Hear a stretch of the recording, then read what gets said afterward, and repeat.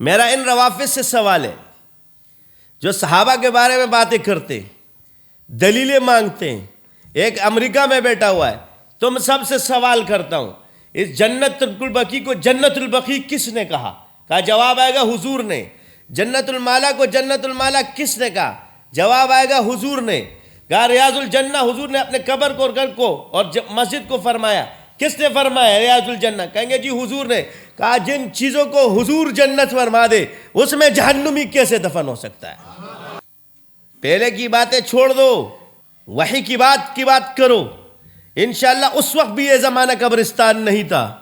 حضرت خدیجۃ الکبریٰ رضی اللہ تعالی عنہا وہاں جنت المعلا میں، کس نے کہا؟ حضور نے۔ اس قبرستان کو حضور نے کیا کہا؟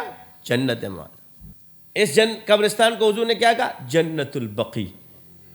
اپنے گھر کو کیا کہا اور اپنے ممبر کو؟ ریاض الجنہ۔ دلیل مانگتے ہو، کتنی چاہیے تمہیں؟ اتنی؟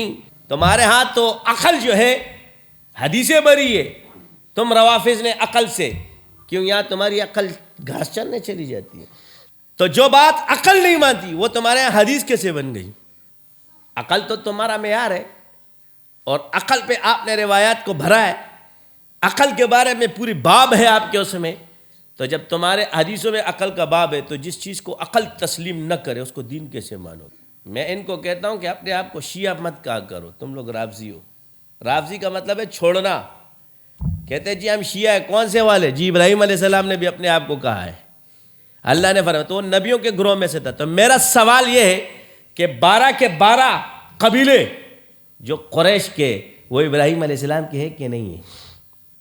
سوال ہے، جب نسبت ابراہیم علیہ السلام سے جوڑتے ہو تم، جس میں کوئی قریشی بھی نہیں ہو، اور ان کی اولاد کو کہتے ہو کہ جی وہ مسلمان نہیں تھے۔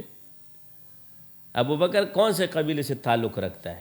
ابراہیم علیہ السلام کی اولاد میں 12 بنی اسرائیل کے بھی اور 12 ادھر بھی، 12 قبیلے مسلمانوں کے، 12 قبیلے وہاں بھی ابراہیم علیہ السلام کی اولاد ہے۔ بنی اسماعیل، بنی اسحاق۔ کسی اور کو الو بنانا نور زمان کو نہیں بنا سکتے۔ میں تمہیں وہاں سے کاٹوں گا، اس لیے میں کہتا ہوں کہ تم شیعہ نہیں ہو۔ کیا؟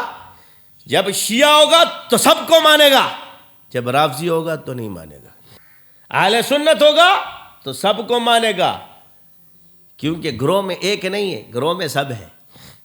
12 کے 12 گروہ میں ہیں، ایک ہی باپ کی اولاد ہے۔ بنو ہاشم قریش کا قبیلہ ہے، بنو تمیم ہے نا، یہ قریش کا قبیلہ ہے۔ بنو امیہ قریش کا قبیلہ ہے۔ اور ایک بات تو میں اور بھی بتا دوں کہ مہاجر قریشیوں میں کوئی منافق نہیں تھا، منافق تھے ہی انصار میں، اوس اور خزرج میں۔ تم تو ادھر بھی اڑ گئے، کیا دلیل دو گے ٹٹوؤں؟ الو والے مولوی بیٹھ گئے، تم لوگ مناظرے کر رہے تھے ان سے، تمہیں خود پتہ نہیں ہے، خود ہم غرق نہ کچرتا ہے۔ پہلے علم تو یہ ان کے ساتھ شیطان بولتا ہے، ادھر آؤ نور زمان سے سیکھ کے جاؤ۔ یہ شیطانوں سے لڑنا ہمیں آتا ہے، تیرے سامنے ٹک گیا، میں ذمہ دار ہوں۔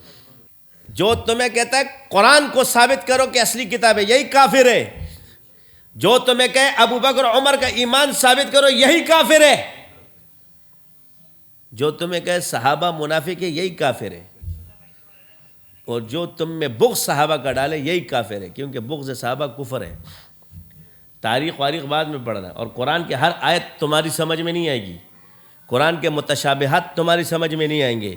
قرآن کا ترجمہ جو تم نے کیا ہے، یہ انسانوں نے جو کر لیا ہے، یہ اس کی کوئی دلیل نہیں کہ اس تک پہنچے کہ جی باقی ہے، کیونکہ فطرت پہ انہوں نے بھی ترجمے نہیں کیے، یہ یاد رکھنا۔ بلاغت پر انہوں نے بھی ترجمے نہیں کیے، اور پر کسی نے بھی ترجمہ نہیں کیا ہے۔ قرآن اللہ کا کلام ہے، یہ لغت کا پابند تھوڑی ہے، لغت اس کی پابند ہے۔ یہ تمہارے زنجیری ترکیب اس کی پابند ہے، اس کی کہیں گے جی قرآن کی اگر آیت یہ ہوتی، اگر یہ یہاں صیغہ آتا تو یہ آیت ایسے ہوتی۔ یہ تمہارے بزرگ جب زنجیری کر رہے ہوتے تو یہ پڑھا رہے ہوتے تمہیں، تیرا یہ بزرگ بھی لڑک گیا اور تیری یہ نحو بھی لڑک گئی، تجھے کیا پتا؟ اللہ فرماتا ہے بِسُورَةٍ مِّن مِّثْلِهِ وَادْعُوا شُهَدَاءَكُم مِّن دُونِ اللَّهِ۔ تمہیں کیا پتا کہ آیت کیسے ہوتی؟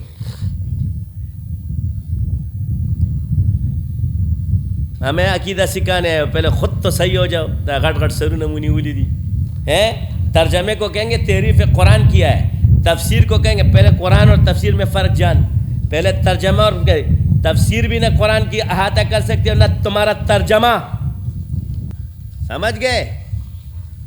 جب اس بات پر آ جاؤ گے نا تو تمہیں سمجھ آ جائے گا کہ ولی کو قرآن سے بڑا مت مانو، اصحاب سے بڑا مت مانو، مولوی کو قرآن سے بڑا مت مانو، اصحاب سے بڑا مت مانو. یہ بڑے بنے ہیں پہلے روافظ، یہ بڑے بنے تھے پہلے خوارج. تو بھی اس ڈگر پہ جائے گا، تو بھی حق سے کٹ جائے گا.